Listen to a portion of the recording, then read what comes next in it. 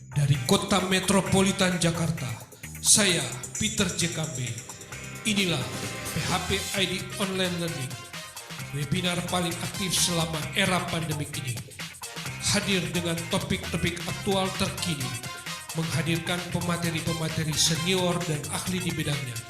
Kami tanpa henti berbagi secara sukarela demi kemajuan negeri tercinta Indonesia.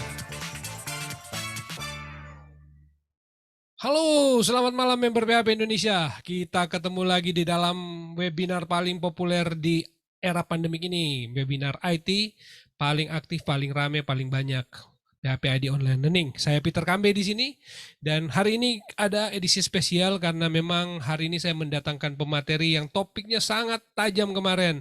Saking tajamnya dan saking luasnya jadi harus dibikin sampai 2 kali. Oke, pada malam hari ini kita akan bertemu dengan Mas Denny Dwi Fakni Denny. Beliau adalah DevOps di DevOps Lead Zebra X. Nah, ini adalah lanjutan dari topik yang kemarin. Jadi kalau teman-teman pingin ikuti topik hari ini supaya lebih jelas, bisa juga nonton seri yang sebelumnya. But it's okay, ini kan rekamannya, ini ada rekamannya, jadi teman-teman bisa nonton berkali-kali. Semoga ini bisa memberi semangat dan inspirasi teman-teman untuk menekuni dunia DevOps. Saya juga minat soalnya, jadi saya juga exciting untuk mengikuti topik ini. Demikian juga dengan teman-teman. Nah, tanpa perlu berlama-lama kita akan segera mulai, dan sebelum itu ucapan terima kasih untuk sponsor dari Kodepolitan, Rumah Komunitas, ID Klotos, dan Refactory. Terima kasih untuk dukungannya terhadap program ini. Sukses selalu buat mereka dan semangat make cuan tetap di tengah pandemik, harus tetap profit. Oke, format acara kita selama 45 menit presentasi ya, atau mungkin bisa lebih, tergantung. Silakan aja Mas Den, feel free sampai selesai aja karena ini topik yang kedua. Dan nanti teman-teman yang mau bertanya, nanti silakan sampaikan pertanyaan di kolom komentar di Facebook. Oke, tanpa perlu menunggu lama, kita akan segera mulai PHP ID Online Learning kita. Waktu dan tempat saya serahkan ke Mas Denny. Sebentar, saya lupa belum setting ya. Make co-host. Yes, oke. Oke, silakan Mas Den. Yes, oke, makasih Om Peter. Oke, Assalamualaikum warahmatullahi wabarakatuh. Selamat malam teman-teman semua. Selamat malam komunitas PHP ID Indonesia. Oke, jumpa lagi dengan saya Dwi Fahni Denny. Teman-teman bisa manggil saya dengan Mas Den.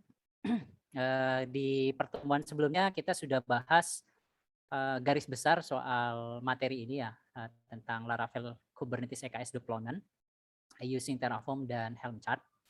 Nah, ada beberapa hal yang perlu nanti saya sampaikan lagi di session kedua ini, mengingat session yang kedua ini sebetulnya lebih ke praktikal ya.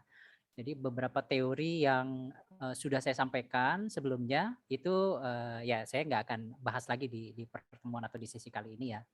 Karena ya teman-teman bisa ngelihat recordingnya seperti yang tadi Om Peter bilang di awal. Terus di pertemuan kedua ini intinya saya akan sedikit mereview lagi apa yang sudah dibahas, tapi dengan apa namanya dengan cepat lah ya. Terus baru nanti kita ke sesi selanjutnya ya, yaitu sesi lanjutan dari pembahasan Laravel Kubernetes ini. Nah, ada satu hal yang perlu teman-teman perhatikan lagi bahwa untuk materi kali ini akan lebih banyak pengetahuan kontainer ya. Artinya teman-teman harus memiliki basic lagi soal kontainernya sendiri, baru nanti ke container orchestration. Oke. Nah, untuk masalah yang lain, contohnya kayak misalkan deployment dan lain sebagainya. Sebetulnya di akhir sesi nanti sebetulnya saya akan kirimkan satu link yang isinya adalah cara cepat dari apa-apa yang sudah saya sampaikan. Jadi kalau teman-teman nanti mengambil dari link yang nanti saya kasih, itu sebetulnya udah cukup dengan menggunakan link itu teman-teman bisa mengambil atau mengeksekusi ya apa yang sudah disampaikan di pertemuan sebelumnya dan hari ini sebetulnya. Oke, ya kita mulai aja ya. Mungkin saya perlu share screen dulu. Desktop share. Oke, bisa kelihatan layar saya? Iya, oke, mantap. Ya, sip. Thank you, Om Pit. Oke, kita kembali lagi. Judul kali ini memang masih tetap yang sama, Laravel Kubernetes EKS Deployment using Terraform dan Helm chart. Dengan saya perkenalkan kembali, saya DevOps Engineer Lead di Zebra Cross.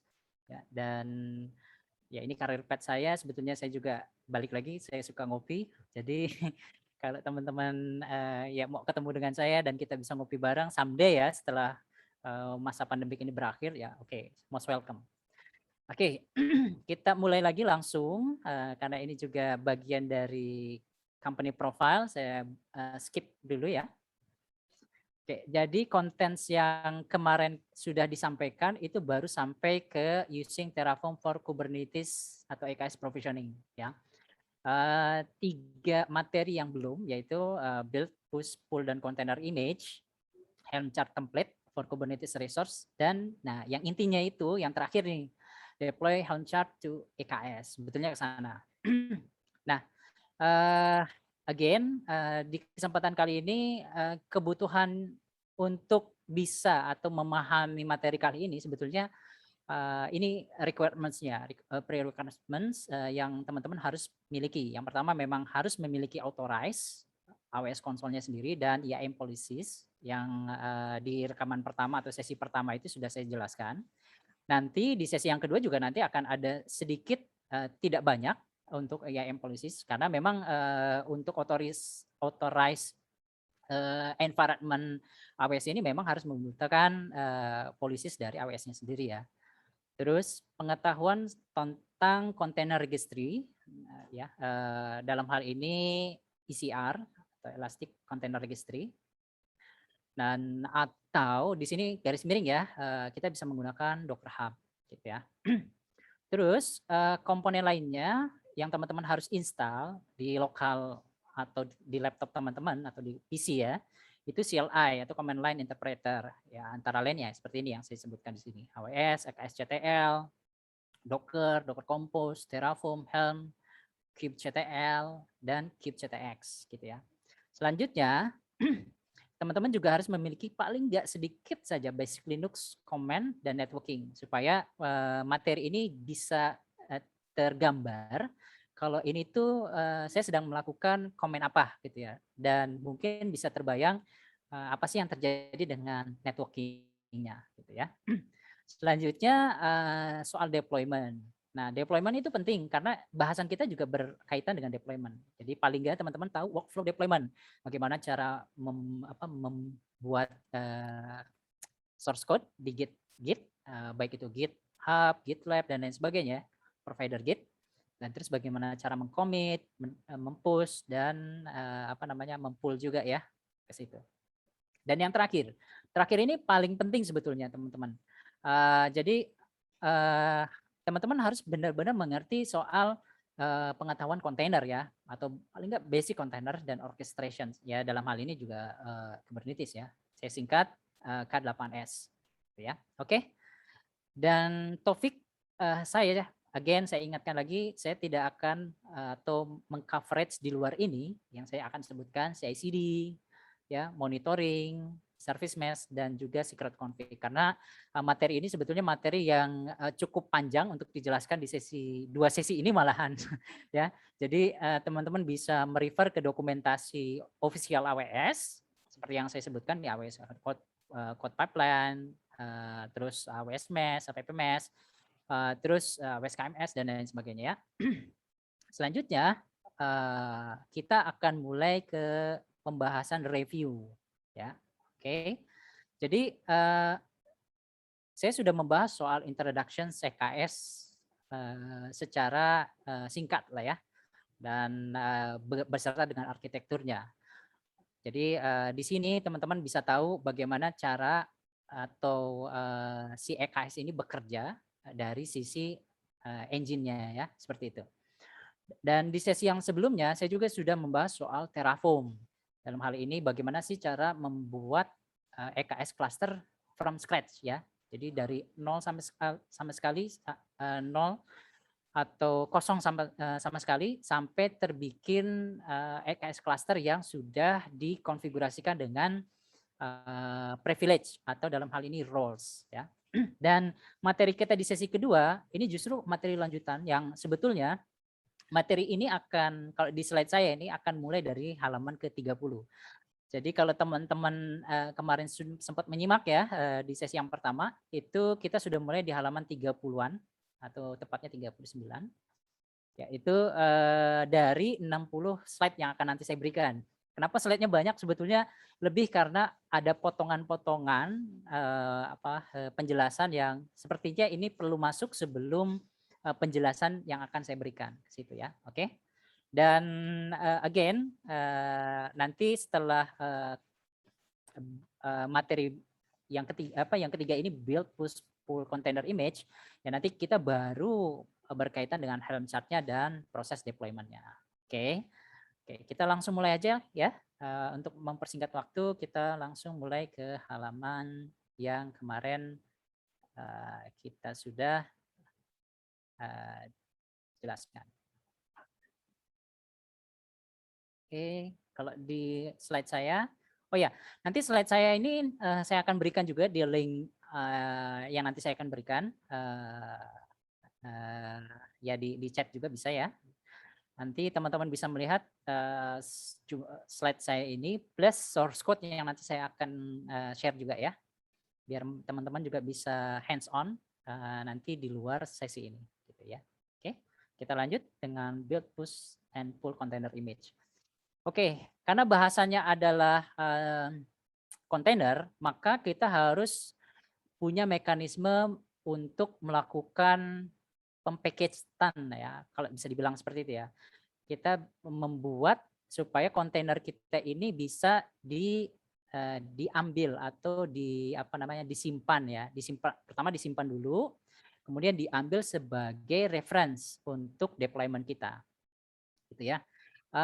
Kalau masalah kontainer sendiri ya, jadi kalau misalkan kita memiliki aplikasi kontainer ya otomatis maka nanti apa yang sudah ada di dalam kontainer itu immutable. Dengan kata lain tidak bisa berubah sama sekali. Kalau nanti kita someday atau in the futures kita ada sebuah perubahan, maka kita harus membuat kontainernya itu kembali atau meng-create kontainernya itu. Kontainer image-nya. Terus kita langsung menyimpannya kembali ya supaya kontainer itu bisa di-pull, diambil dengan library yang baru atau kontainer image yang versi baru. Oke.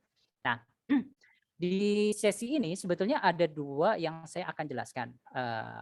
Yang pertama, ketika kita berbicara soal kontainer registry ya, tempat penyimpanan kontainer, ini kita bisa melakukan dengan reference menggunakan AWS ECR, pasti container registry ya.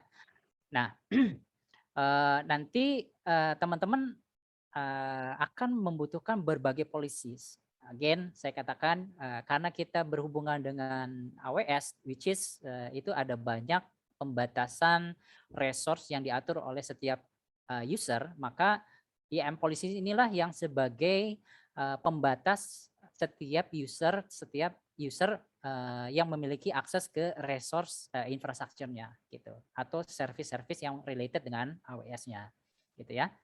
Dan terus saya juga akan meng-compare kalau tidak menggunakan AWS CCR ya.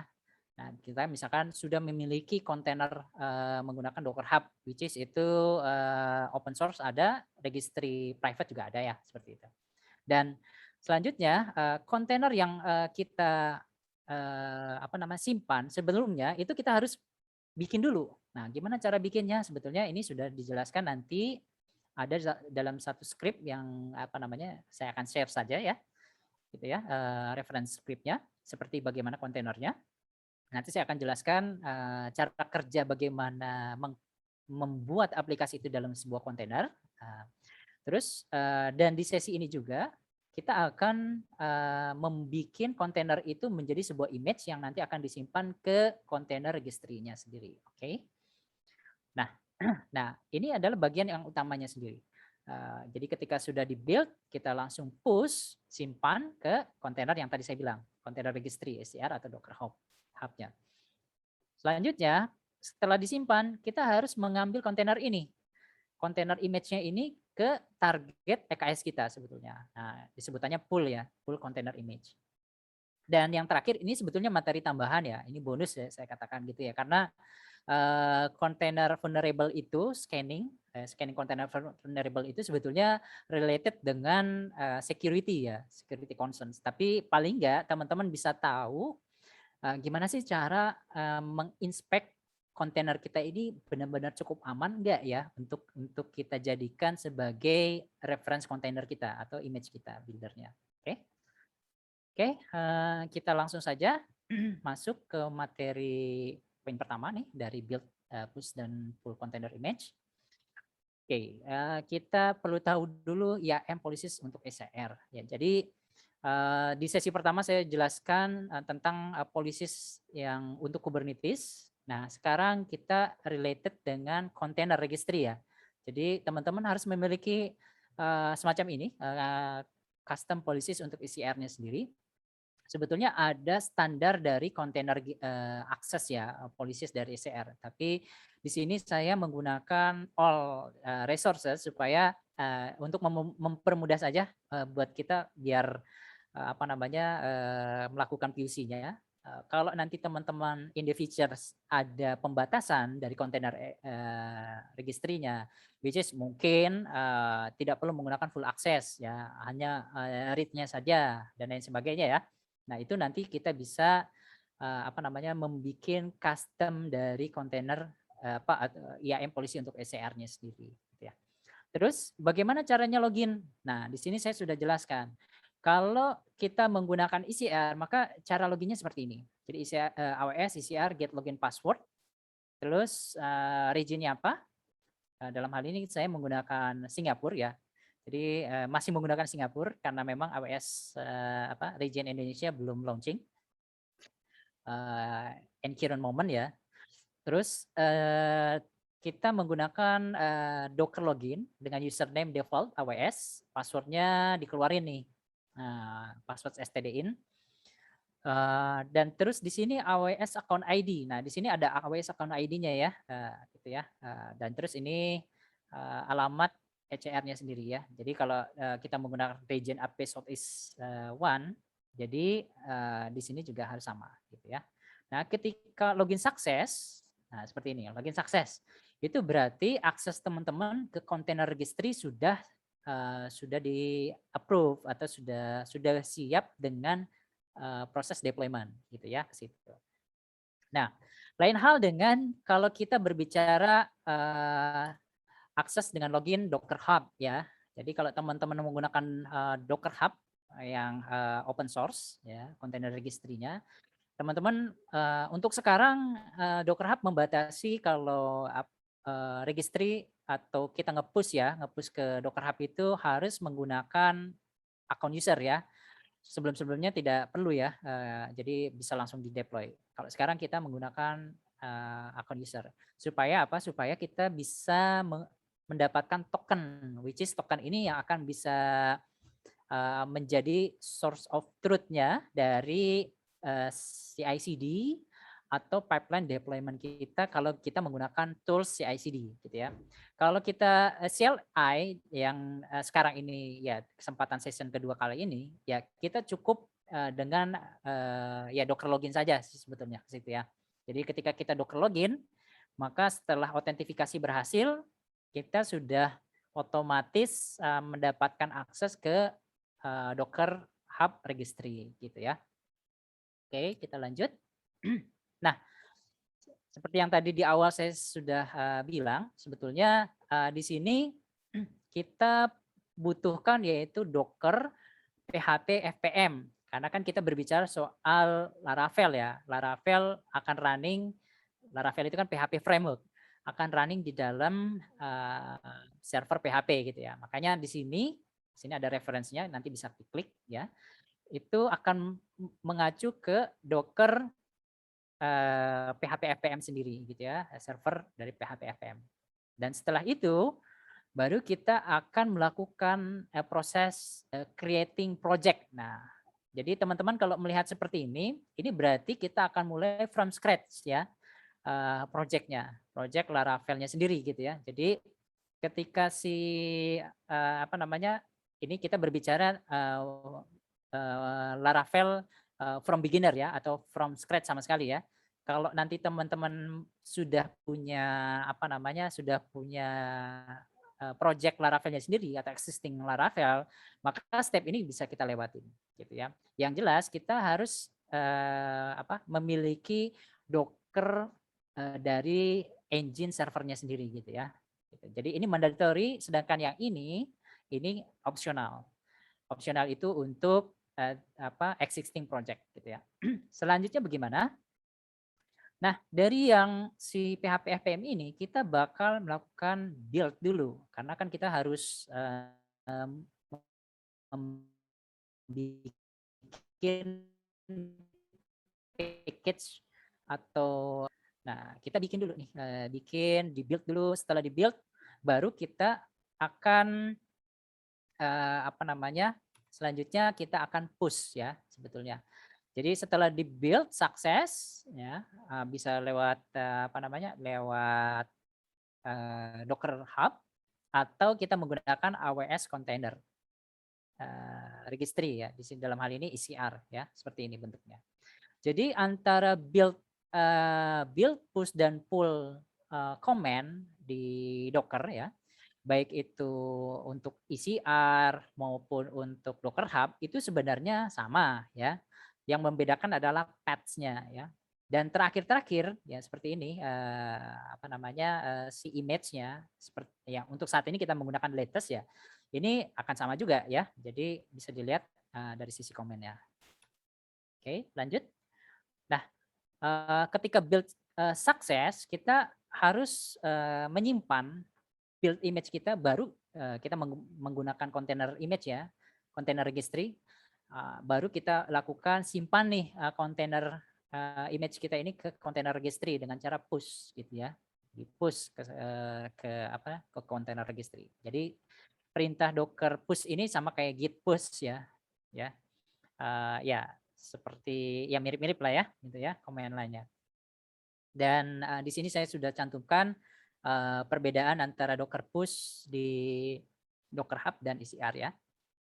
Terus kalau yang penasaran gimana sih kita nge-pull image-nya, harusnya sih ketika kita push berhasil sukses, maka kita dengan sendirinya juga bisa nge-pull ya image kontainernya ke situ. Ya, oke.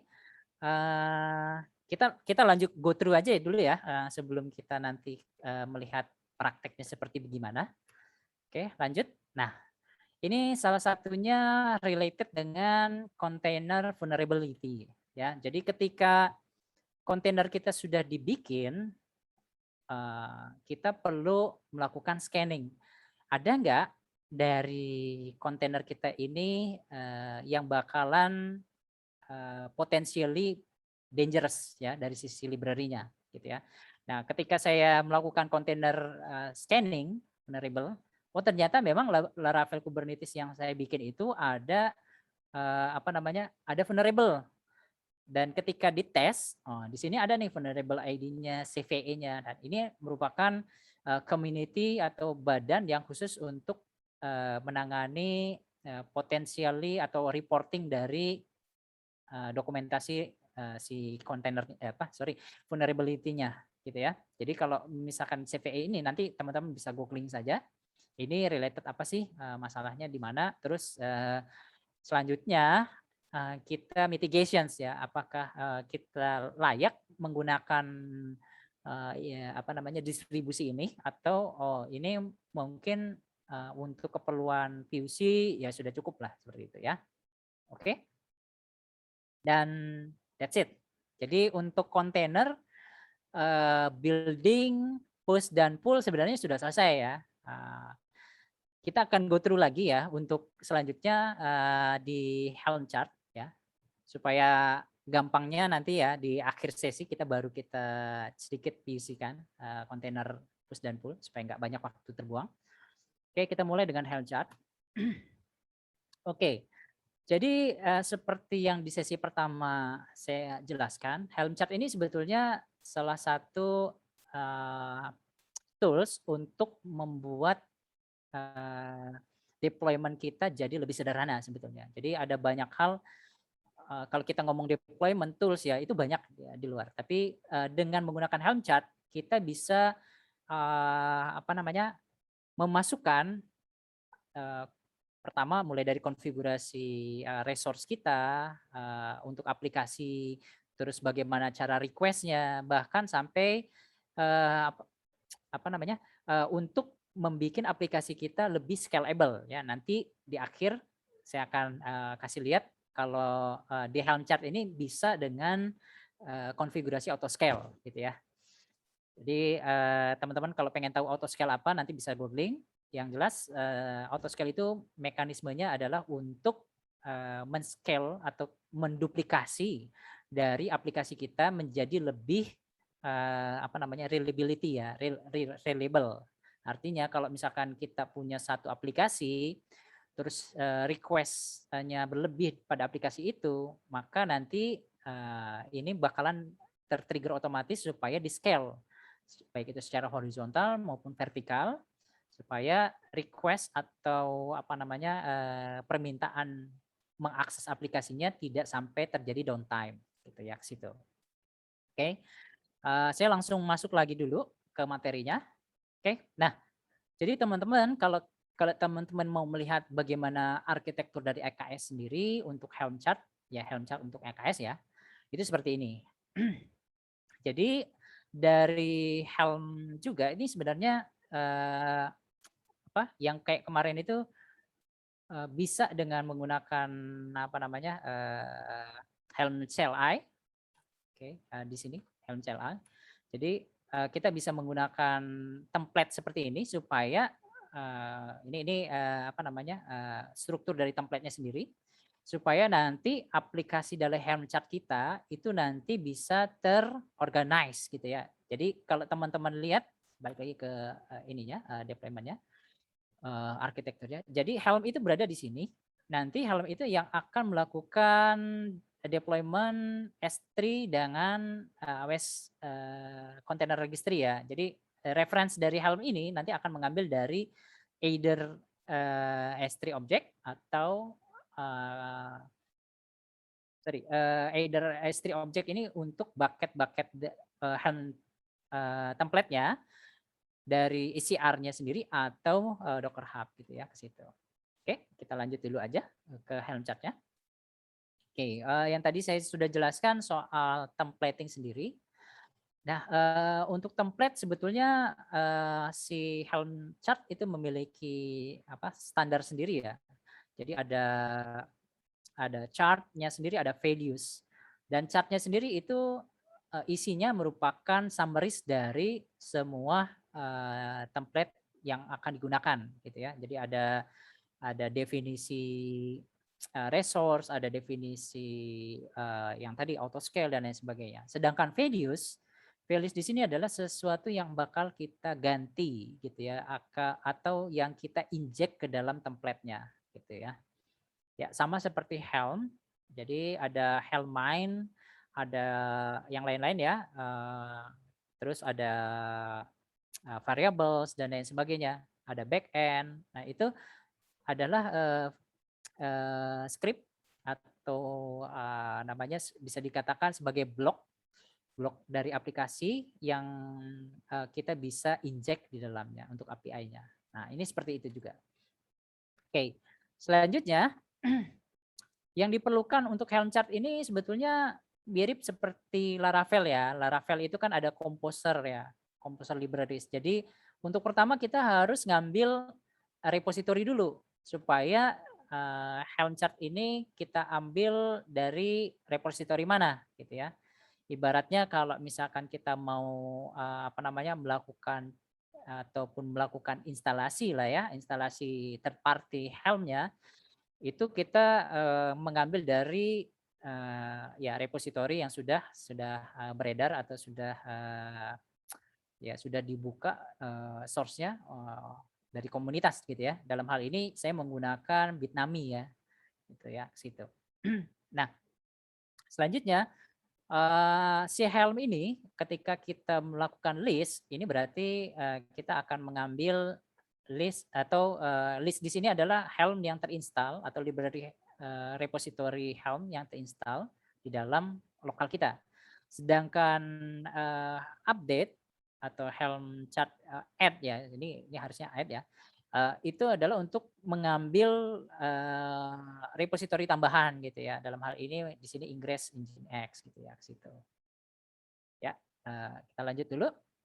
Nah, sama seperti Docker atau kontainer yang tadi saya jelaskan, sebetulnya di Helm juga kalau kita ingin menyimpan sebagai source of truth, artinya gini, kalau kita punya konfigurasi yang katakanlah ada kredensialnya gitu ya. Nah, kita bisa menggunakan template yang kita buat itu kita store, kita simpan di dalam object storage. Dalam hal ini S3 bucket lah ya. Gitu, supaya kita akan mereference cukup di S3 bucket kita sendiri yang akan diambil sebagai reference template-nya. Sedangkan value-nya itu kita bebas menyimpan di repository kita gitu. Jadi kalau teman-teman ingin template-nya seperti ada beberapa kredensial ya, terus ada custom-custom yang sebetulnya itu membutuhkan security ya atau related dengan security concerns, maka saya sarankan template dari Helm-nya itu disimpan di storage ya, object storage atau bucket gitu ya. Sedangkan values ini kita bisa simpan di repository kita gitu ya. Oke, lanjut. Nah, ini yang terakhir nih sebetulnya related dengan deployment. Nah, yang akan kita pelajari sekarang ini adalah cara mendeploy. Pertama adalah mengambil kontainer registry dulu ya dari ECR atau Docker Hub, karena reference kita itu dari sana gitu ya untuk kontainer full image-nya. Selanjutnya di sini ada deploy Helm chart dengan ataupun tanpa Bastion. Oke, jadi kalau teman-teman tahu Bastion itu adalah secure environment kita yang kita buat untuk mengakses environment AWS kita. Dan untuk Bastion ini sebetulnya saya nggak akan bahas terlalu dalam karena ini related dengan security concerns juga. Dan dengan Bastion ini juga ini tergantung culture teman-teman ya, infrastruktur teman-teman. Apakah ini diperlukan atau enggak? Tapi yang jelas di PUC kali ini sebetulnya saya tidak langsung menggunakan Bastion ya, supaya menghindari kekompleksitas dari pembahasannya dan juga biar teman-teman straightforward ya terhadap materinya gitu ya. Dan sedikit saya akan kasih tahu soal arsitektur CI/CD di Helm chart kalau menggunakan tool CI/CD bukan CLI atau Helm CLI. Dalam hal ini nanti saya akan kasih tahu menggunakan arsitektur Jenkins ya. Oke. Nah, secara arsitektur deployment kita itu seperti ini ya. Jadi pertama kita harus memiliki akses ke YAM atau policies kita di AWS. Dan dari AWS YAM policies ini sebetulnya kita akan trigger private repository kita nih. Ya, kalau untuk Sahli ini ya saya menggunakan public repository GitHub ya. Dari public repository GitHub itu sebenarnya di dalamnya ada template ya, template Helm-nya plus value-nya. Nah, dari sini ini kita bisa pull dan kita pull Helm chart-nya untuk dapetin kontainer image, baru nanti kita trigger image Helm values-nya ini ke Kubernetes atau EKS cluster kita gitu ya, situ. Nah, oke, lain halnya dengan CI/CD pipeline yang tadi saya sebutkan. Ini salah satunya dengan Jenkins. Konsepnya adalah ketika si user itu memiliki akses dengan IAM policies, otomatis ya dia melakukan push dan pull ke repository ya. Terus push dan pull ini yang isinya sebetulnya juga ada template maupun values dari si Helm chart-nya. Terus si user akan men-trigger job dari Jenkins-nya. Dan Jenkins akan melakukan, seperti ini. Dia akan melakukan pull source code ya, pull source code private repositorinya, terus nanti di dalam Jenkins juga dia akan melakukan builder container image, ya. Container image dari source code-nya, terus dia akan melakukan push. Push-nya kemana? Nah, push-nya bisa ke Docker Hub container registry dan atau ke container registry SCR, gitu ya. Nah, selanjutnya ketika si Jenkins itu melakukan push, maka si Jenkins juga yang akan melakukan pull, ya. Jadi ketika di push ini sebenarnya karena ada changes ya di dalam repositorinya. Jadi tadi saya sudah sebutkan di awal dengan menggunakan kontainer itu sebetulnya immutability ya, immutability aplikasi kita. Artinya kalau ada changes di source code kita, kita otomatis harus melakukan build dan push lagi ke Docker container kita dari container image kita, baru kita melakukan pull kembali gitu ya, seperti itu. Dan Jenkins akan melakukan trigger pull. Dari situ setelah container pull image-nya selesai, baru di deploy si Helm chart-nya. Ke situ ya. Oke, sebenarnya ini akan langsung ke wilayah praktek ya. Jadi sedikit saya akan bahas dulu.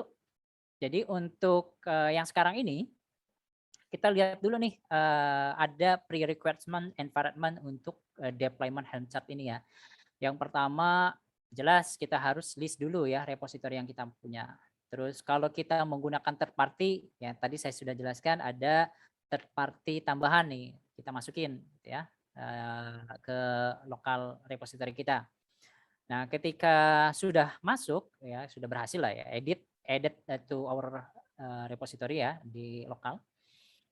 Terus nanti kita list sudah ada atau belum gitu ya repositorinya. Kalau tidak berhasil atau gagal, jadi ini pasti nggak akan ada ya di repositori kita di Helm-nya. Terus selanjutnya, nah di sini kita menggunakan karena kita menggunakan Bitnami ya sebagai third party repository dari Helm stateful service, saya sebutkan begitu ya untuk database. Saya di sini menggunakan MariaDB ya dari si repository Bitnami.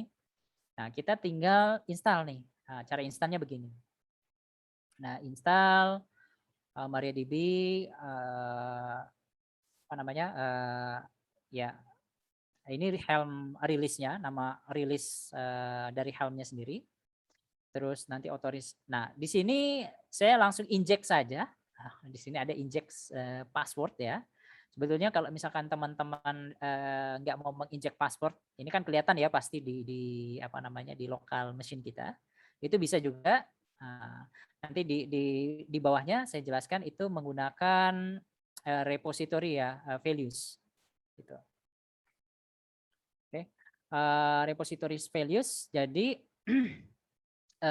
dengan cara seperti ini teman-teman bisa lebih aman ya, lebih aman untuk tidak kelihatan di command line-nya. Oke, kita lanjut.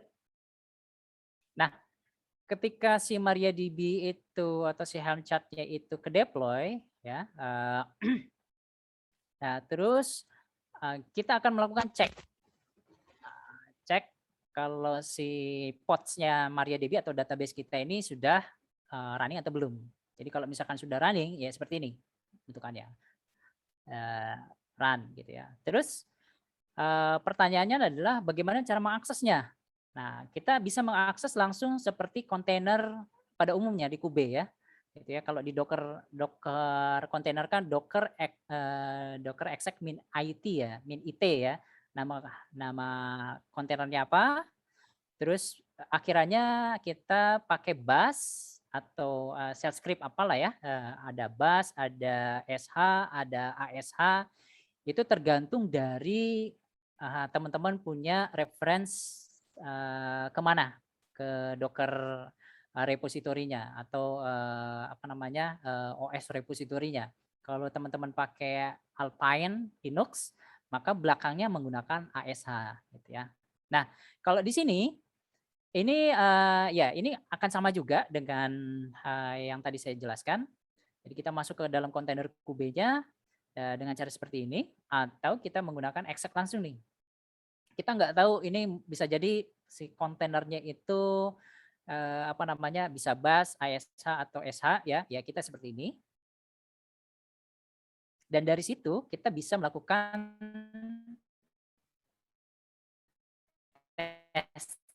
testing connections.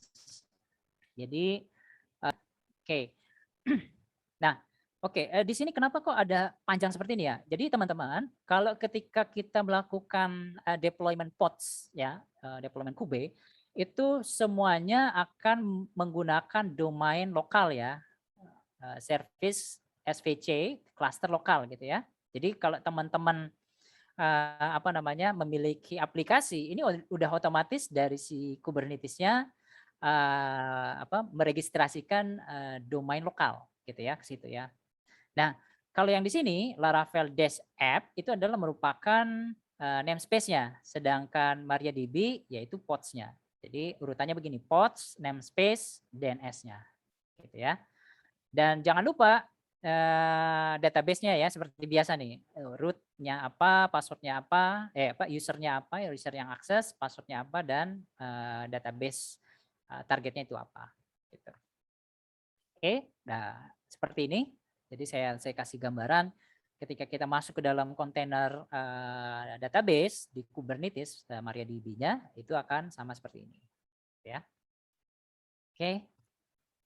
Nah, ketika semua environment kita itu sudah ready ya untuk database, maka ya ini utamanya aplikasi kita. Aplikasi kita pengen deploy si Laravelnya ini ke Kubernetes atau EKS kita gitu ya. Nah, di sini saya kasih contoh menggunakan secret config. Sebetulnya secret di sini bukan secret yang menggunakan third party atau secret additional services ya.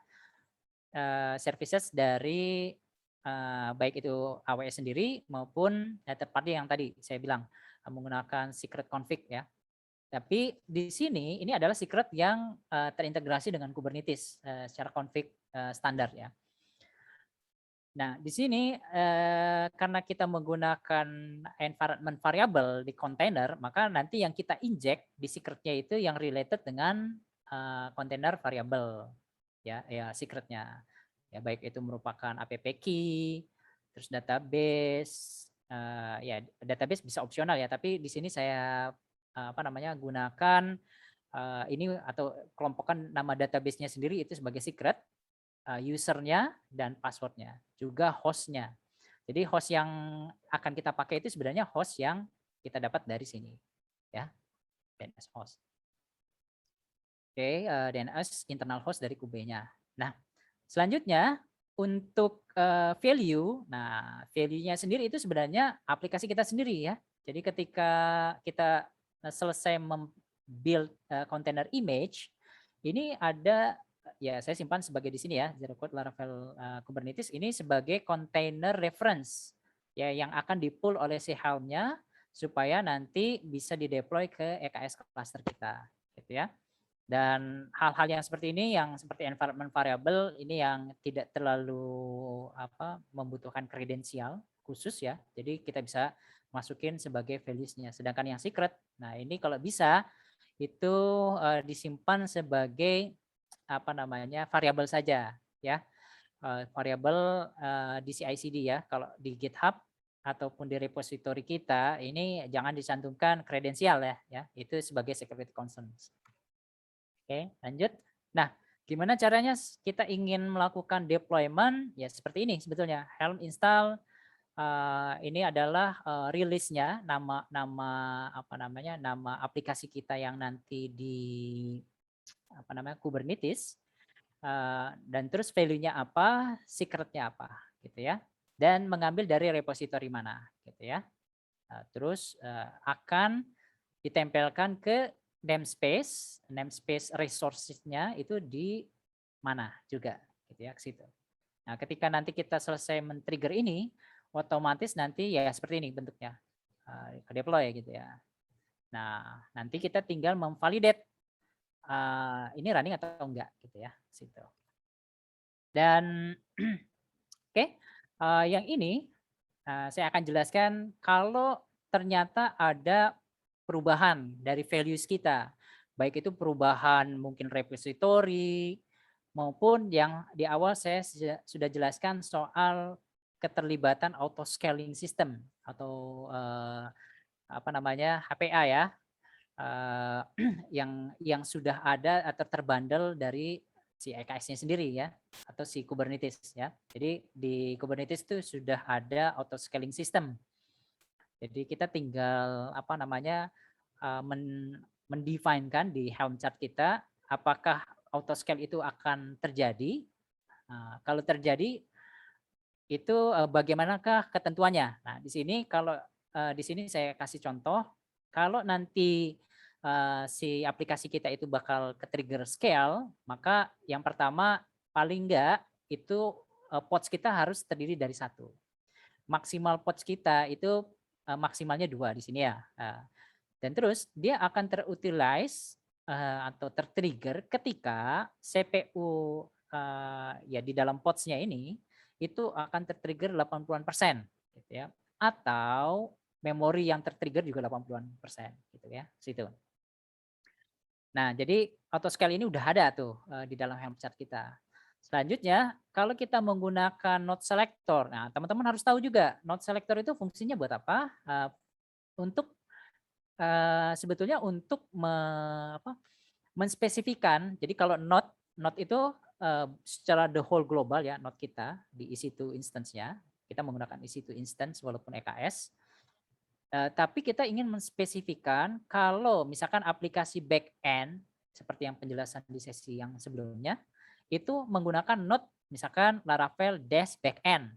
Jadi pods-pods yang, nanti bakalan ter-scale juga itu akan, terkunci di selektor itu, di coupling itulah ya kalau kita bisa gambarkan.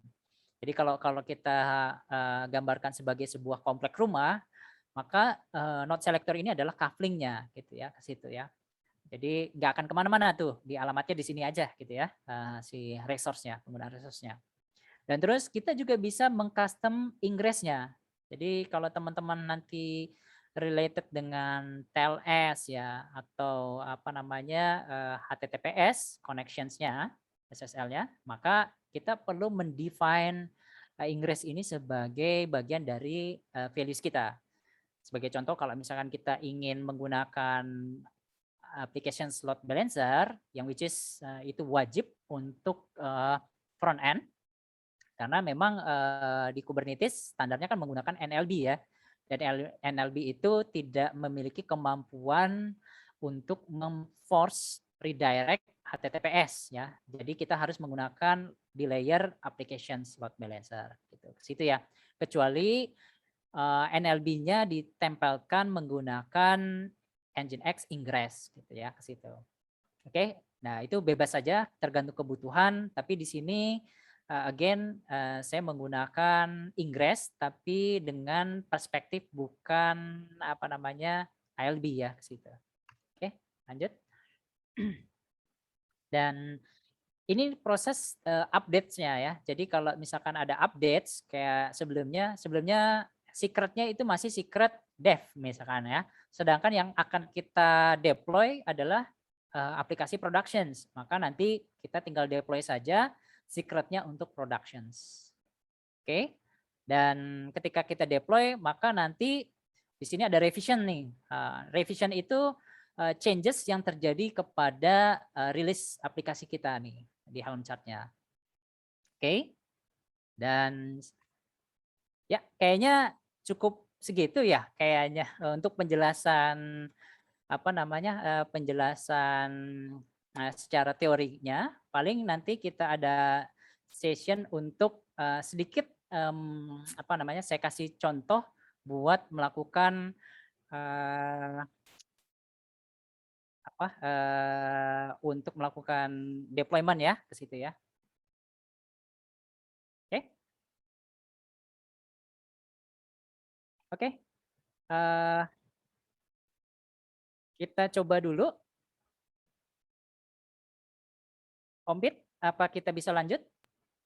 Lanjutkan sampai habiskan saja. Oke, siap. Oke, sebentar. Share screen saya udah mati ya. Kita mulai dulu ke konsolnya. Oke, saya tutup dulu. Oke, saya coba review dulu di apa namanya di repository. Oke, jadi saya share sekarang ini. Nah, oke, kelihatan? Sudah bisa kelihatan? Oke, oke. Mudah-mudahan teman-teman bisa ngelihat screen share saya ya, atau belum? Sebentar, saya coba desktop dulu ya. Oke, oke ya. Ini harusnya udah bisa kelihatan ya. Di sini saya sudah apa namanya sudah berikan satu repository ya yang sudah saya pusikan. Jadi kalau teman-teman mau melihat dari sesi pertama itu sebetulnya kita related dengan Terraform. Jadi yang pertama yang harus teman-teman lakukan adalah melakukan di sini nih, di bagian sini ya. Jadi Terraform init, terus Terraform plan dan Terraform apply di sini. Gitu ya. Selanjutnya ketika teman-teman ingin melakukan deployment EKS itu sebetulnya sudah ada juga saya sediakan di sini. Ini di resource EKS. Jadi again Terraform init, terus Terraform plan, apply ya gitu ya. Terus jangan lupa kalau selesai di destroy gitu ya, seperti itu. Nah, selanjutnya dari klaster yang sudah kita buat sebetulnya ada urutannya. Urutan custom dari akses kontrolnya ya atau authentications-nya. Itu teman-teman bisa melihat di sini ya berdasarkan di sini ya ada out service account. Nah, nanti teman-teman bisa cek di sini nanti ada apa namanya sesuai dengan apa namanya urutannya. Kubernetes tinggal di apply dulu si manifestnya satu-satu. Nah, kalau yang terakhir ini related dengan values yang saya sebutkan. Kalau misalkan teman-teman ada concerns dengan security, maka ya cukup dengan apa namanya variabel yang kita simpan di sini supaya deployment-nya tidak men-trigger secret ya atau CLI daripada secret kita di dalam pipeline deployment. Gitu ya. Oke. Dan bagian kita oke kita mulai dulu nih yang paling utama ketika nanti kita pertama dari mulai build ya. Oke, kita mulai dari build dulu. Oke. Screen saya udah kelihatan belum? Yang ini ya, VS Code-nya. Mudah-mudahan bisa kelihatan. Sudah, Oke. sudah. Cuma Ya. kekecilan. Cuma kekecilan. Oke, nanti saya besarkan. Oke. Saya coba dulu di sini. Nah, kalau di terminal mungkin bisa lebih besar ya. Cukup lah ya. Oke. Oke, sekarang kita pengen membuat tadi build ya, build dulu ya. Build dulu kontainernya terus baru kita push, baru nanti kita pull gitu ya. Ke situ dulu ya. Kita coba dulu ini. Jadi teman-teman harus ke dalam SRC yang tadi saya kasih tahu ya di sini ya di SRC ini ya. Jadi kalau di repository yang teman-teman lihat ini sudah langsung dengan Laravel-nya di dalamnya. Oke, kita list dulu. Nah, oke, kali ini kita cukup dengan men-trigger Docker Compose karena di dalam Docker Compose-nya sudah saya buatkan kontainernya ya, kontainer configurations-nya. Jadi kalau teman-teman lihat di sebelah kanan layar, jadi di sini ada PHP FPM-nya sendiri yang tadi saya bilang, terus database-nya, plus sebetulnya tools tambahan kayak Portainer dan Adminer. Jadi Portainer ini untuk melakukan inspect dari kontainernya itu sendiri, dan Adminer untuk melihat database ya, terus untuk database MariaDB kita, gitu ya. Terus, nah ini definisinya. Oke, mungkin teman-teman melihat dari sisi script ini sangat berbeda dengan Docker Compose lainnya, karena di sini saya cantumkan IP address static. Jadi kalau misalkan Docker itu kan sebenarnya ada default IP address ya, subnetnya ya. Nah, di sini kita akan log kalau si Docker kontainernya itu tidak akan berada di jangkauan subnet ini, gitu ya. Jadi kayak contohnya seperti ini. Kita akan define-kan bahwa kontainer misalkan PHP itu berada di IP 200 ya, dari subnetnya, traffic subnetnya. Terus MariaDB juga sama, gitu seperti itu. Oke. Jadi kita cukup dengan melakukan Docker Compose saja, Docker Compose nama filenya apa, sebetulnya tanpa minf juga bisa, tapi di sini saya pakai supaya bisa teman-teman ganti dengan aplikasi atau file lainnya ya, gitu ya. Kita tinggal up -d. Oke, kita lanjut. Nah ini kebetulan sudah jadi.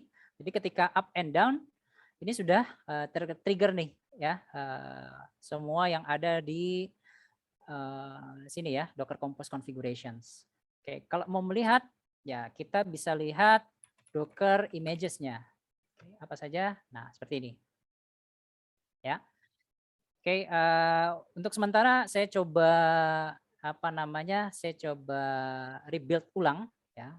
Mudah-mudahan nggak terlalu lama. Kita coba rebuild ulang aja. Docker build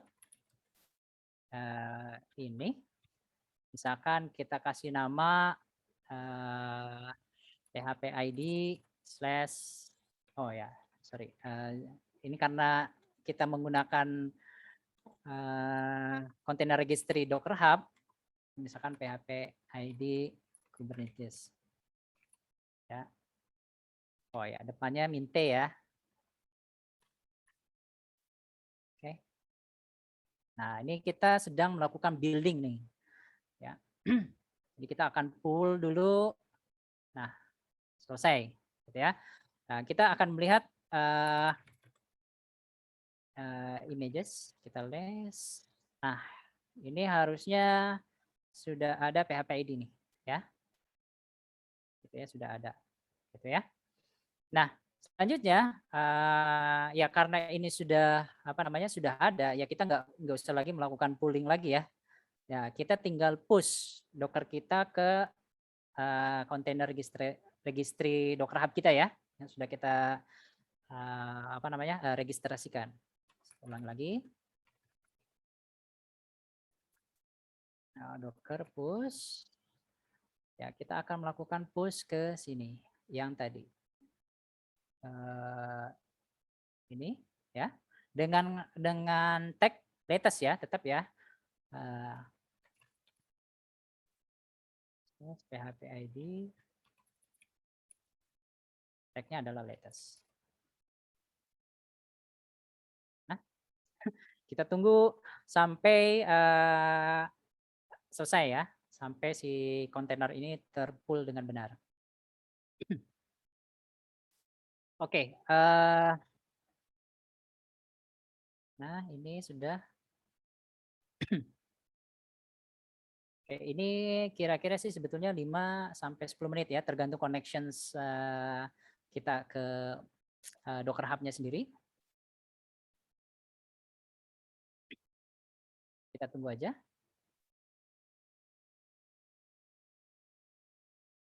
Oke. Oke, kenapa ada mounting dari repository lain? Karena ini sebetulnya ketika kita bikin kontainer dengan nama lain, tag yang lain, sebetulnya Docker akan membaca apakah layer atau kontainernya ini sama dengan layer sebelumnya atau enggak. Jadi dia punya apa namanya initiate. Oh ternyata kalau misalkan dia sama, ya dia nggak akan apa namanya nggak akan membikin layer baru sebetulnya. Nah ini sudah selesai. Terus bagaimana cara melakukan ceknya? Ya kita tinggal akses di Docker Hub kita. Oke.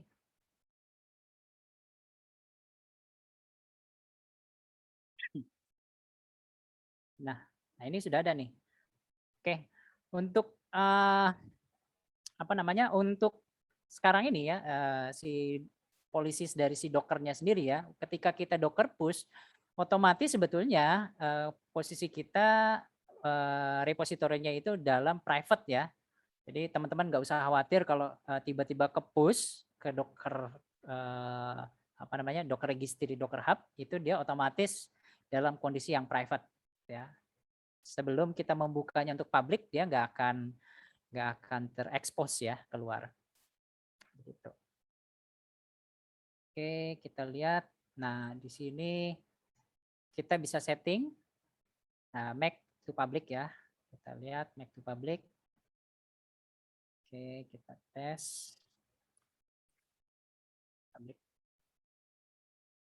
Dan nah, secara otomatis dari sini ini kita bisa akses publiknya ya si kontainernya. Gitu. Situ ya. Jadi oke, again teman-teman jadi mudah-mudahan bisa dipahami bagaimana cara melakukan building image-nya, terus melakukan push image dan kita bisa melakukan pull juga sih sebetulnya. Tapi saya skip dulu ya karena pull kalau untuk di lokal ini nggak akan berpengaruh apa-apa. Oke, kita lanjut. Nah, bagaimana cara kita melihat apa namanya si kontainer kita yang sedang running ya di localhost kita. Nah, kita cukup docker ps. Nah, ini kita bisa lihat docker yang running. Nah, ke situ ya. Dan karena kita running dengan menggunakan Docker Compose, jadi build image yang tadi kita bikin itu kan tidak masuk ke dalam Docker Compose-nya. Makanya kenapa dia tidak ada ya, tidak eksis. Nah, kita bisa lihat di sini. Nah, untuk teman-teman yang sudah tahu Portainer, ya, jadi kita menggunakan tools saja biar gampang untuk membacanya. Jadi di Portainer kita bisa melihat kontainernya, ya, yang sudah tercreate. Dalam hal ini kita menggunakan yang tadi itu ya, Docker PHP FPM. Nah, yang ini ya. Gitu. Nah, di dalam Portainer sendiri sebetulnya tadi kita bisa deploy juga menggunakan registry. Jadi teman-teman tinggal apa namanya masukin kredensial di sini, add registry. Misalkan kita mau add registry baru. Nah, ini ada support banyak.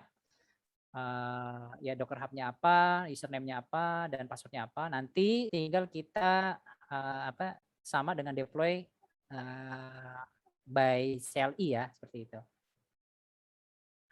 Oke, kita lanjut dulu ke sini.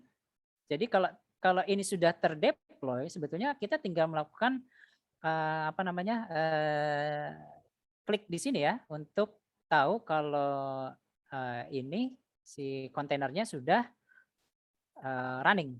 Oke, kita tinggal pakai IP port yang ini. Oke. Nah, seperti ini bentuknya. Jadi teman-teman.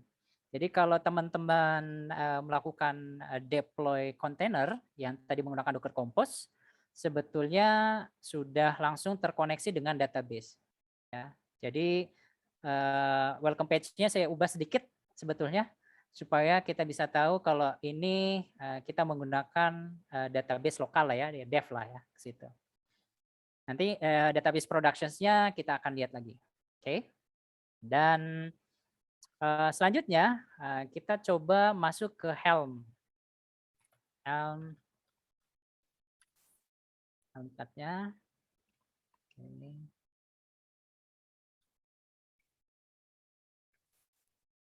Oke, kita masuk ke templates Laravel-nya. Oke, kita pengen melakukan deploy. Oke, urutannya seperti gimana? Sebetulnya saya sudah bahas juga di repositori saya. Jadi teman-teman untuk deployment Helm ini ada urutannya ya, dan saya sudah cantumkan di sini di deploy. Jadi kalau in case kalau teman-teman lupa, jadi kita pengen melakukan deployment ke Helm chart kita nih sekarang, gitu ya. Kita coba aja ya langsung. Jangan lupa kita harus melakukan memastikan kalau akses ke Kube cluster kita itu sudah certified atau sudah valid ya. Dalam hal ini kalau saya sekarang menggunakan Kube config ya. Oke, Kube config, Kube CTL, use config yang sudah saya siapkan. Kita konteksnya masuk ke dalam sana. Terus saya mau melihat sekarang kita lihat dulu Kube CTL get pods gitu ya, atau PO atau pods, min namespace-nya Ravel app. Kita cek dulu. Oke. Nah, di sini sudah ada ya. Jadi untuk saat ini memang ini sudah ada, saya siapkan. Tapi nanti kita akan dalam hal ini kita akan mengupdate ya sebetulnya. Kita akan mengupdate dari Helm chart-nya sendiri. Oke. Kita coba langsung ke upgrade ya. Yang ini kita copas. Helm. Upgrade ya, kita coba saja. Oke. Ini saya coba menggunakan database dev dulu ya sebelum ke prod. Kita coba dulu, kita deploy. Oh, sorry. Saya lihat dulu. Oh ya, YAML. Oh, ini posisinya salah. Oke, ini dulu. Ini posisinya seperti ini ya harusnya. Oke. Oke. Nah, untuk notifikasi seperti ini, Helm chart, ini sebetulnya untuk saat ini memang Helm chart-nya kita masih menggunakan V1 beta ya. Jadi kalau ada deprecate, karena kita menggunakan deployment di EKS cluster yang versi 1.19, jadi ada beberapa Helm atau Kubernetes manifestnya, YAML filenya atau API dari YAML-nya itu memang harus di-upgrade gitu ya.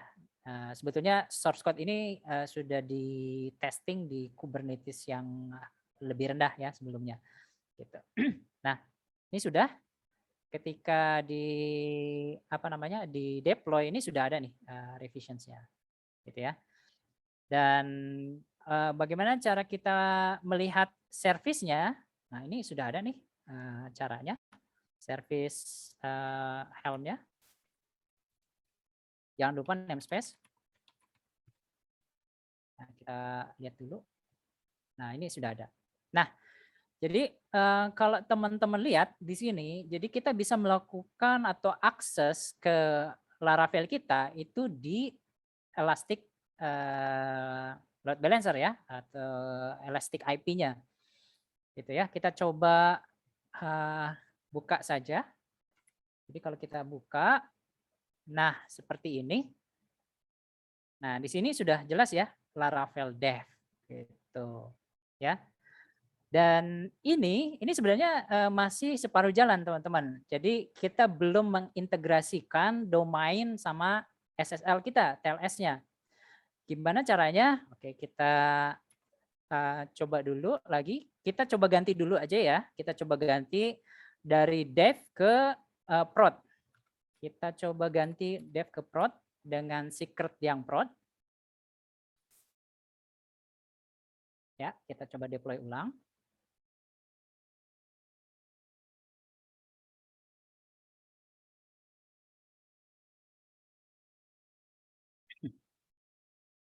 Oke, kita tunggu.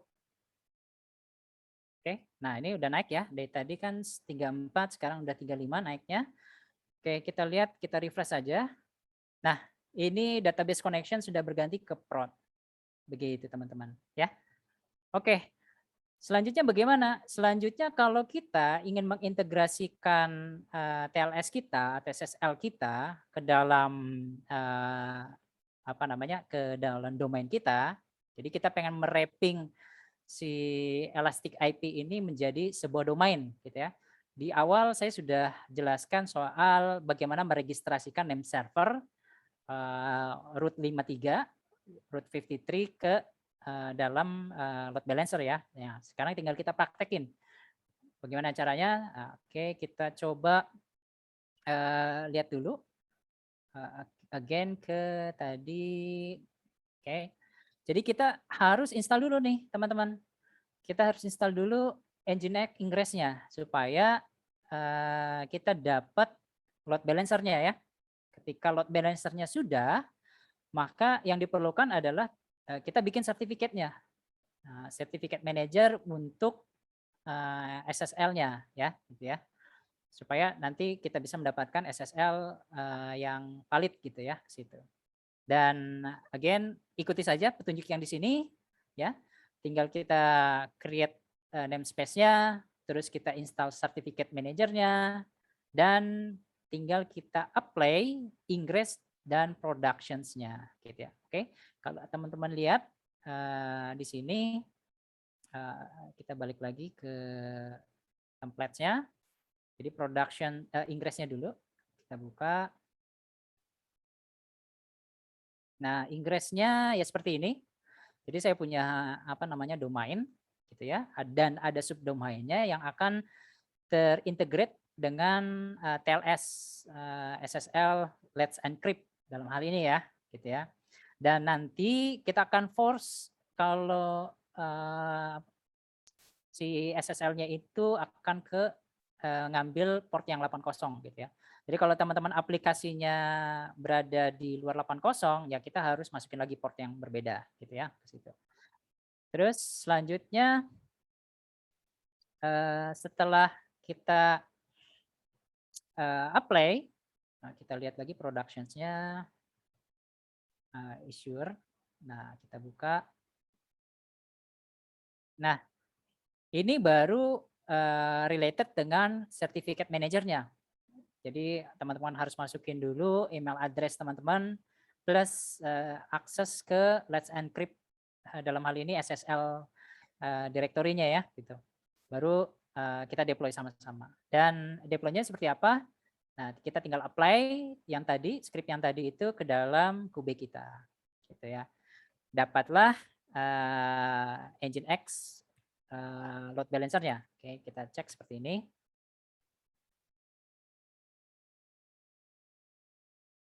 Nah, seperti ini ya. Dan ini sudah bisa kita ambil sebagai domain yang akan menjadi routes 53 kita ya ke EKS-nya. Sorry, ke aplikasi Laravel kita situ ya. Oke, selanjutnya kita coba masuk dulu ya. Kita coba masuk dulu aja ke domain kita sebagai contoh nih ya. Ketika si eksternalnya ini sudah eksternal IP-nya sudah terdapat tergenerate, tercreate, nah kita tinggal masuk ke root 53 kita. Oke, dalam hal ini saya mau coba ambil satu aja dari semua root 53 yang saya punya.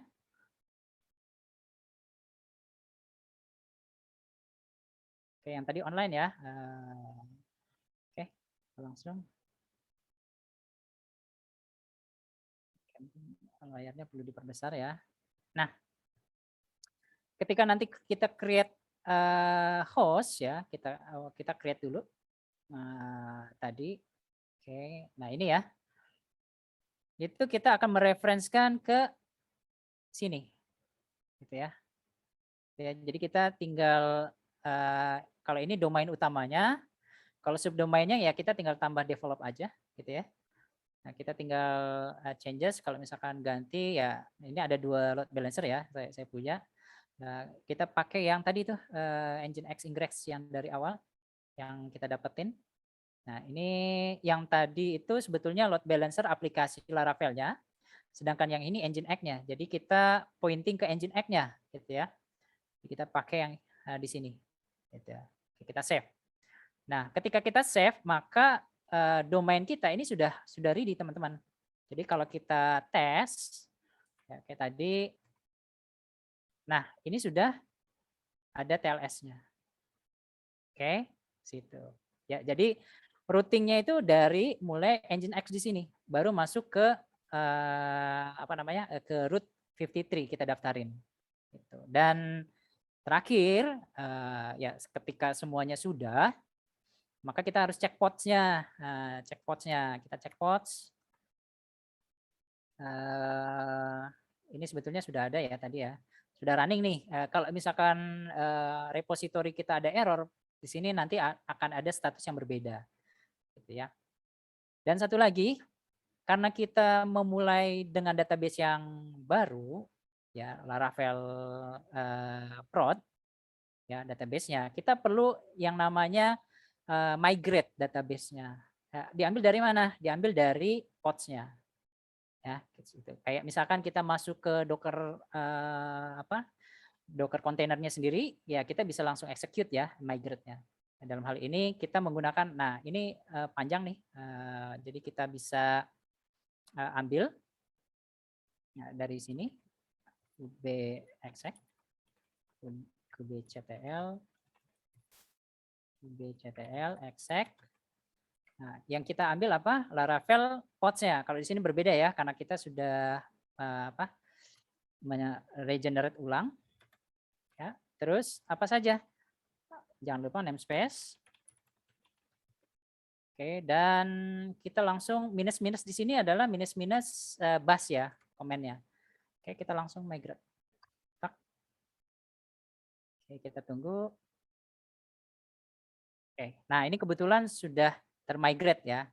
Tuh, kalau misalkan kita mulai aja ya dari awal lagi, kalau misalkan kita mau masuk ke dalam apa namanya kontainernya, kontainer si MariaDB, ya kita coba dulu aja ya. Exec, ulang lagi. Oke, kita mulai yang ini ya, MariaDB, kubectl, exec, MariaDB 0, n.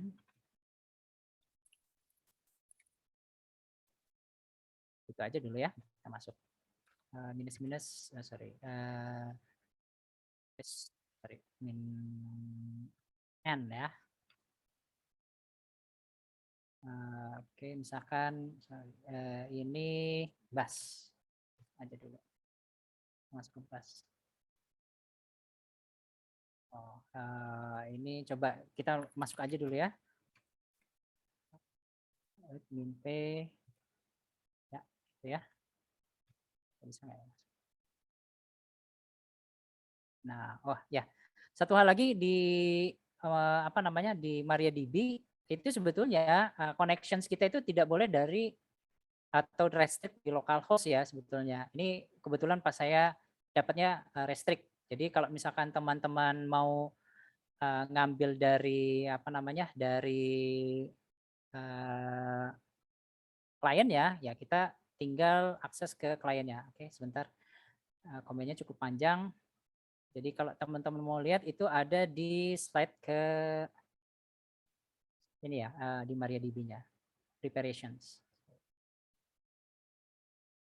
Nah, ya.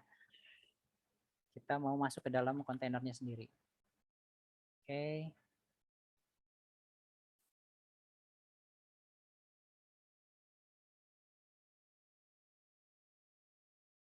Ya. Oke, ini sudah masuk. Kita tinggal MySQL min u root min p ya. Dan ini yang seperti yang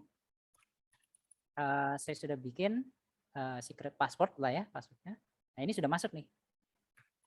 Use misal show database dulu ya. Show database. Nah ini sudah ada. Sorry, kita ke atas dulu. Nah, sudah ada. Ini kebetulan dibikin. Oke, kita tinggal masuk ke, kita delete dulu aja satu database Laravel prod. Drop.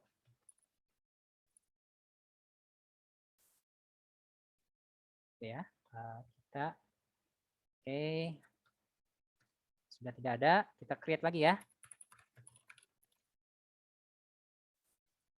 Kita pengen membuktikan migrate productions itu bisa lancar ya di pods kita. Oke, that's it. Sudah, kita keluar dari kontainernya.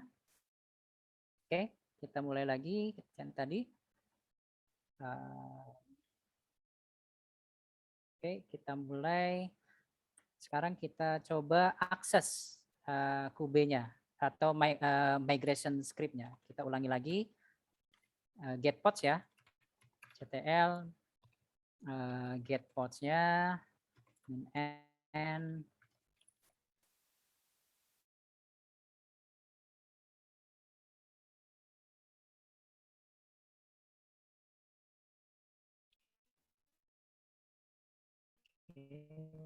Ini sudah pasti ada. Ya, oke. Selanjutnya kita tinggal execute.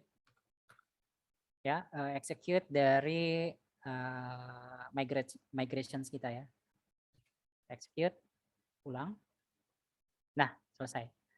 Dan kalau kita mau cek lagi ke dalam kontainernya, oke, kita ulangi lagi yang tadi apa? Ini. SQL min.u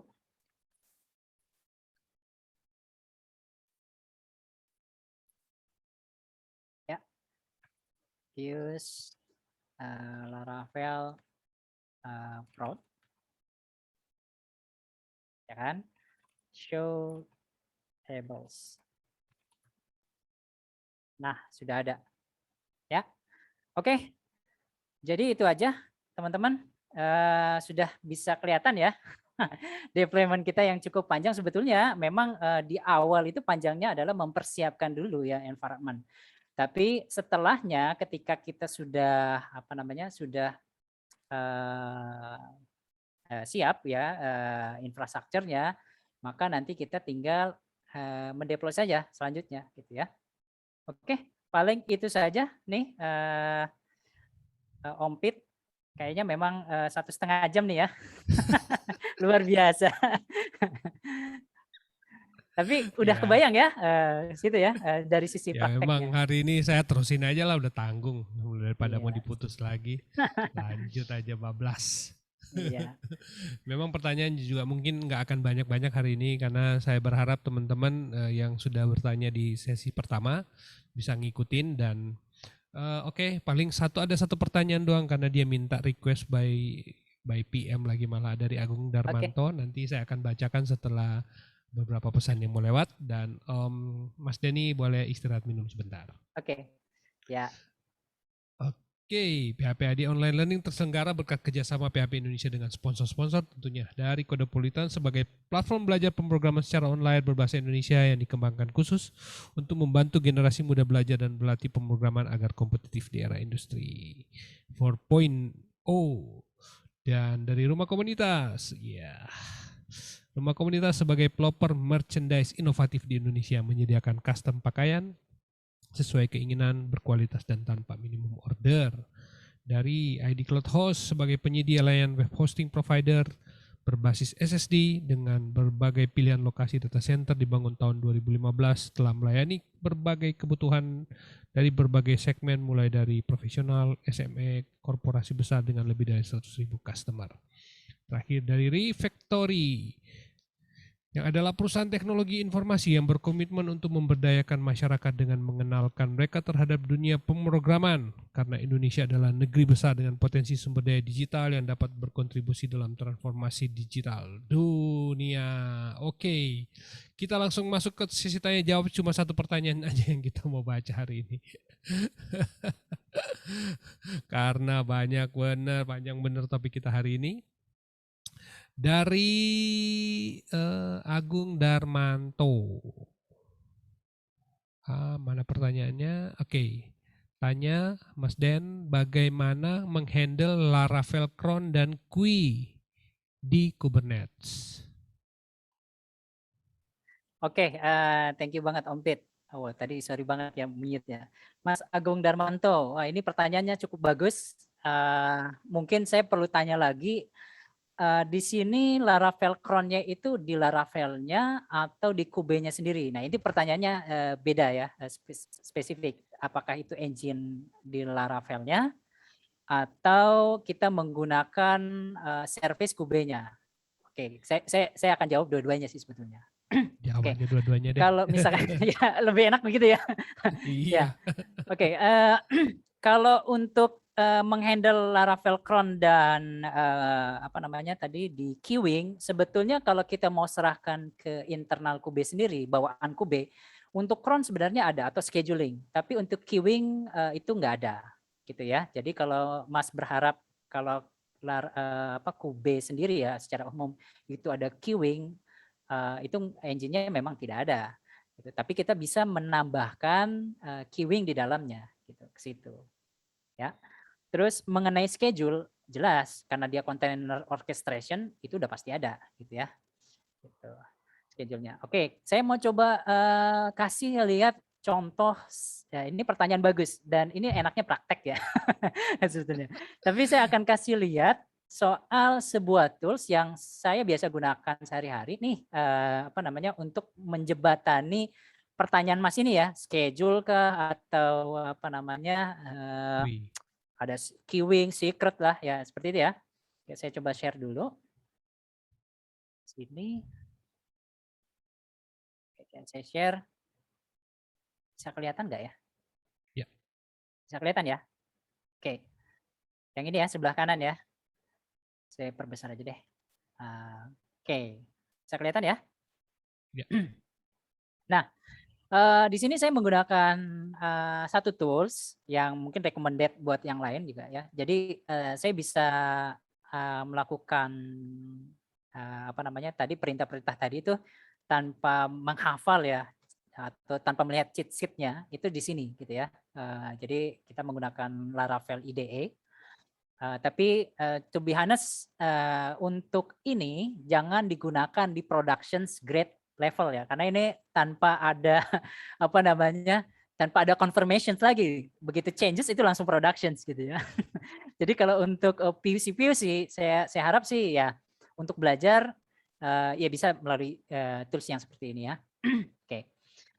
Mengenai tadi apa tadi schedule itu sebenarnya udah ada ya misalkan mana saya lihat di sini ada event. Nah di sini ini ada schedule-nya di event ini gitu ya. Jadi kalau kalau apa namanya kalau teman-teman bisa mengakses ini sebenarnya schedule dari si Kubernetes-nya sendiri gitu ya. Nah saya juga masih belum ada gambaran apakah schedule-nya itu melalui urutan atau gimana, tapi kita bisa melakukan job ya seperti tadilah ya. Job di situ bisa berupa job biasa yang sekali jalan atau job yang berulang kali di sini cron job-nya. Gitu ya. Nanti setiap event-event itu nanti akan terlihat di sini. Gitu ya. Jadi kalau yang tadi dikatakan adalah queuing, queuing dalam hal ini adalah queuing yang related dengan Kube-nya sendiri, katakanlah Mas akan mengexecute satu bash script yang di dalam kontainer sebagai initnya, maka ya Mas bisa melakukan job di sini, cron job-nya, seperti itu. Dan ini secara automate langsung dari si Kube-nya sendiri, gitu ya. Gitu. Mungkin itu bisa menjawab lah ya Iya. pertanyaannya. Seharusnya bisa menjawab. Ya. Ada satu pertanyaan ini tapi kayaknya Gimana Om? terlalu ini nih. Mau nanya Mas Ya, Den. gimana? Saya awam untuk AWS, Mas Kristal nih yang nanya. Untuk AWS itu free atau bayar ya? Ya, ini pertanyaan. Sebetulnya ini pertanyaan bukan teknikal, tapi saya akan jawab. Sebetulnya AWS menyediakan free tier untuk teman-teman sih sebetulnya ya, untuk teman-teman dalam waktu 1 tahun ya, kalau nggak salah ya. Itu teman-teman bisa menggunakan itu free tier itu untuk keperluan PUC Mas. Juga sebetulnya kalau teman-teman aktif di event-event AWS Group, nah ini ya saya katakan begitu ya, mungkin ada door prize, Mas bisa mendapatkan voucher kredit menggunakan menggunakan AWS Console atau AWS-nya supaya Mas bisa PUC kan. Jadi seperti itu ya. Jadi jawabannya adalah stay tune aja ya di channel-channel AWS Community Builder gitu ya. Iya, kalau nggak salah ada event nih besar nih. Nggak apa-apa ya? Betul sebetulnya. Jadi teman-teman harus rajin aja. Biasanya AWS itu akan memberikan kredit buat peserta yang hadir ya. Tapi memang diseleksi lagi ya. Nah gitu ya, seperti itu. Ya. Ya, mudah-mudahan Oke. bisa jawab nih. Cuma 2 pertanyaan itu.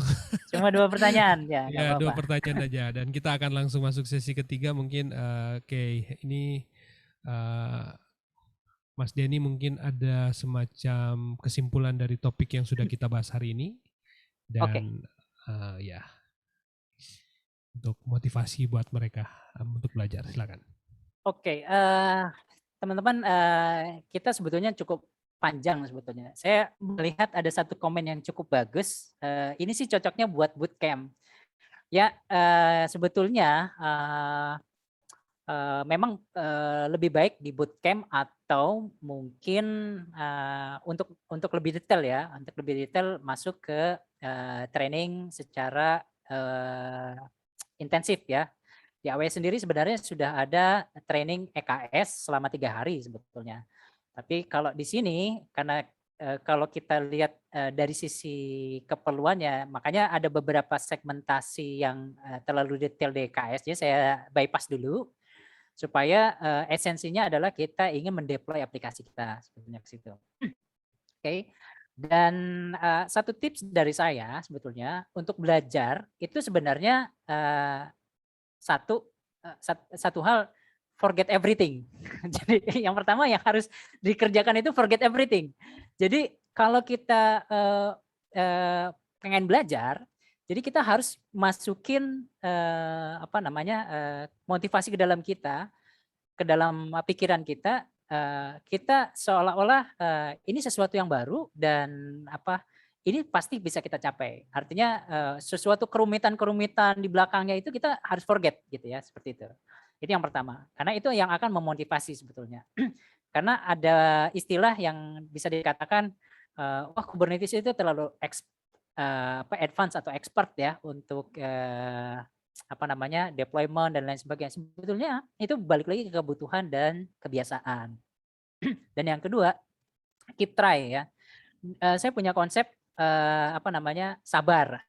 Ya, sabar itu ada 2. Sabar dalam berproses dan sabar dalam mencapai kesuksesan.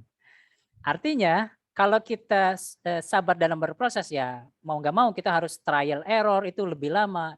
Kan ada juga teori yang katakan 10.000 jam. Ya, 10.000 jam baru kita bisa mengenal. Tapi sebetulnya ada juga orang-orang yang tidak sampai 10.000 jam itu bisa cepat, bisa sukses. Makanya balik lagi ke kebiasaan. Dan ya itu dalam hal itu ya itu proses sabar ya, sabar dalam proses.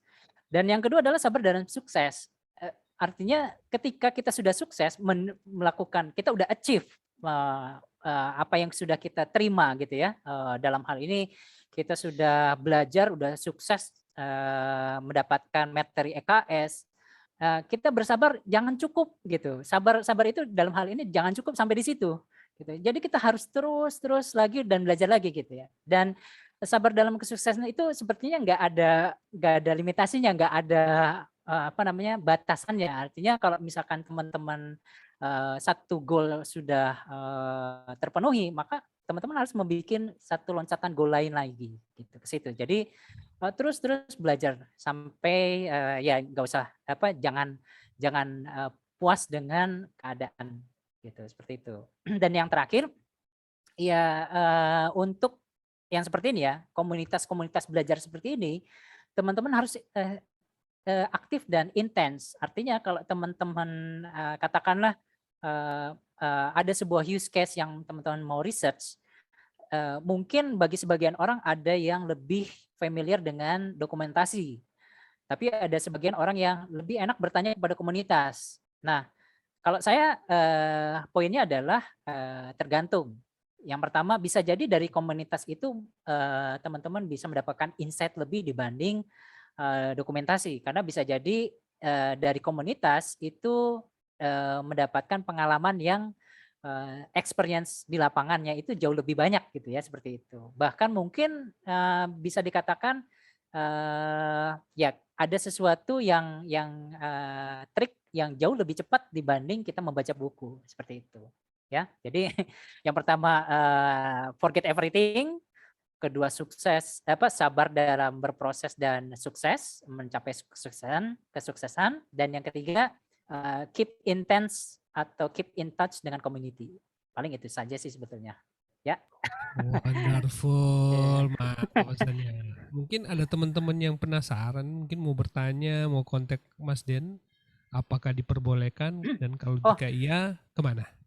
Oke, sebetulnya boleh, nanti bisa di AWS Community Group juga saya join ya di sana.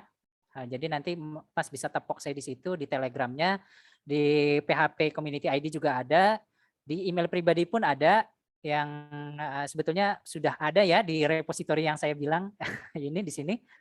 Nanti sebetulnya ya di sini portal juga untuk blog pribadi saya sebetulnya yang baru rilis. Jadi bisa ke dfdeni double n ya @devopscorner.id. Nanti Mas bisa lihat di apa namanya di repository ini, atau yang di support ini juga sama sebetulnya ya.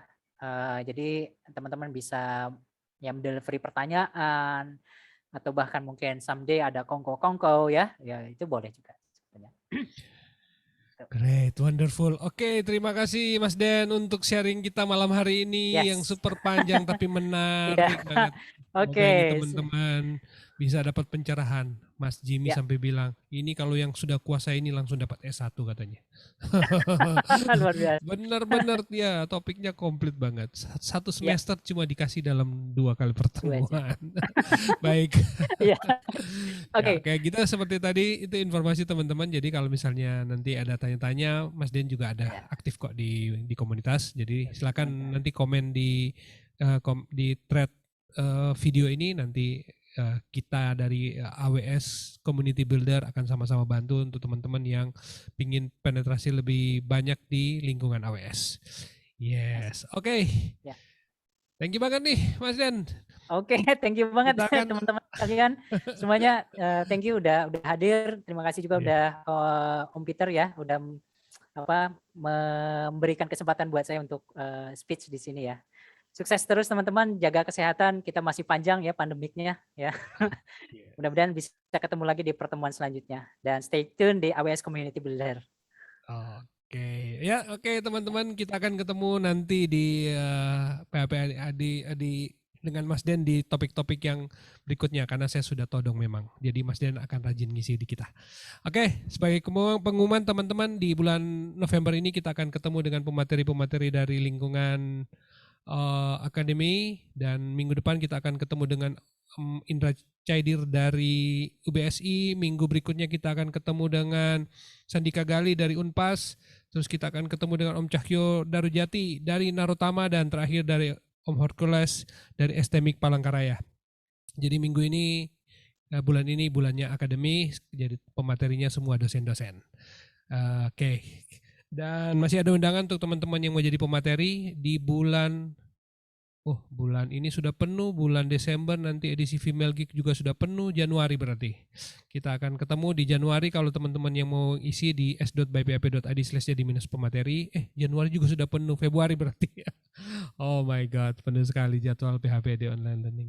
Dan terima kasih untuk Om Irfan Maulana dan Om Luri Darmawan, aka Carikbot, yang sudah mendukung program ini. Teman-teman yang mau menonton topik-topik online learning sebelumnya bisa berkunjung ke learning.byphp.id. Ada 147 video yang teman-teman bisa nonton 1 tahun. Saking banyaknya. Dan oke, untuk Carikbot bisa teman-teman follow di Carikbot Telegram dan ketik aja PHP Learning AWS, PHP Learning Kubernetes, PHP Learning Helm, dan topik-topik yang terkait dengan interest teman-teman, nanti video-videonya yang akan ditampilkan di sana. Dan masih ada donasi, terima kasih untuk yang sudah donasi hari ini. Dari siapa tadi ya? Ada yang donasi hari ini, terima kasih untuk donasinya. Tapi teman-teman yang mau berdonasi silakan ke s.bphp.id/donasi, di traktir.id, kasih donasi melalui e-wallet. Receh-receh saja tapi nggak apa-apa. Ini sebagai tanda teman-teman merasa memiliki dan sudah mendapatkan sesuatu dari sini, tidak ada salahnya untuk kita berbagi melalui donasi. Oke, dengan demikian berakhir sudah PHP ID online kita. Terima kasih Mas Den, luar biasa semuanya. Mantap sekali. Nanti kita akan ketemu di lain waktu. Bye. Oke, thank you, bye.